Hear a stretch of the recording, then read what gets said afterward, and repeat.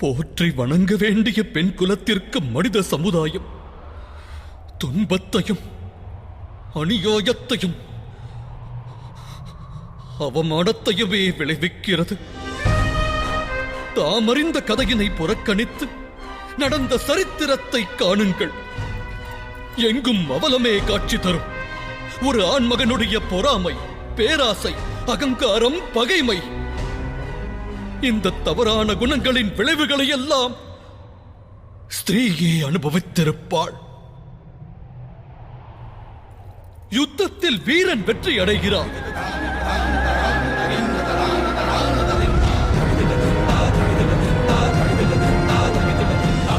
யுத்த வெற்றியின் களிப்பிற்கு தோற்ற நகரத்தின் ஸ்திரீக்களின் கௌரவம் சூறையாடப்படும். ஆணாய் பிறந்தவன் ஆணவம் கொண்டு சூது விளையாட்டில் ஈடுபடலாம். ஆனால் ஸ்திரீயின் நிலைமை என்ன? கணவன் அனைத்தையும் இழந்த பின் தவித்து கிடப்பது. ஆணின் அகங்காரம் சிரம் உயர்வதால் பெண் குலத்தின் சுதந்திரமானது ஒடுக்கப்பட்டு தரைமட்டமாக்கப்படுவது ஏன்? ஆண் மகனானவன் வாழ்வினில் தோற்று அகிலம் விட்டு பிரியும் நிலை ஏற்பட்டால் அதன் பிறகு தாயாக விளங்கும் ஸ்திரீயானவள் தன் பச்சிளங்குழந்தை வயிறார உண்ண வாழ்வில் போராட்டத்தை சந்திக்கிறார்.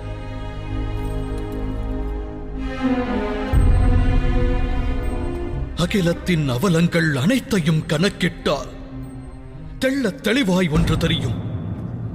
ஆண்களால் பெண்களின் வாழ்வு துயரக்கடலில் மிதப்பது புரியும். ஏன் இது போன்ற ஒரு சமுதாயத்தை நாம் உருவாக்கினோம்? மனித சமுதாயத்தின் ஒரு பாகம் இன்னொரு பாகத்தை வேரோடு சாய்க்க முயல்வது ஏன்?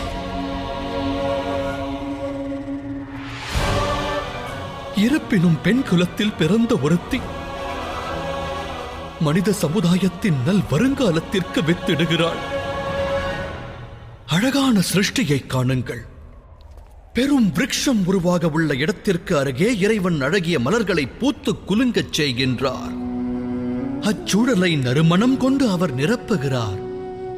அவ்வாறிருக்க ஒரு ஒளிமயமான எதிர்காலத்தை தோற்றுவிக்க நல் சுகத்தையும் சந்தோஷத்தினையும் விதைக்க வேண்டியது அவசியம் இல்லையா?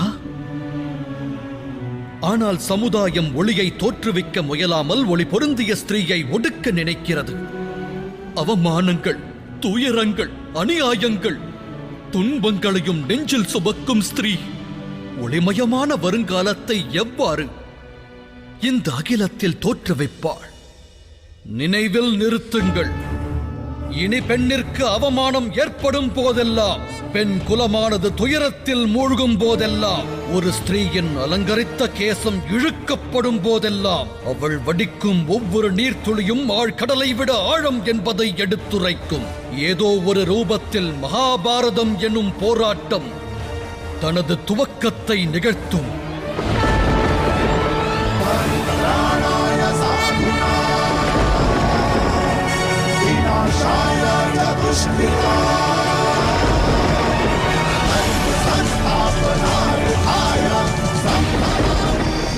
சிந்தித்து செயலாற்றுங்கள்.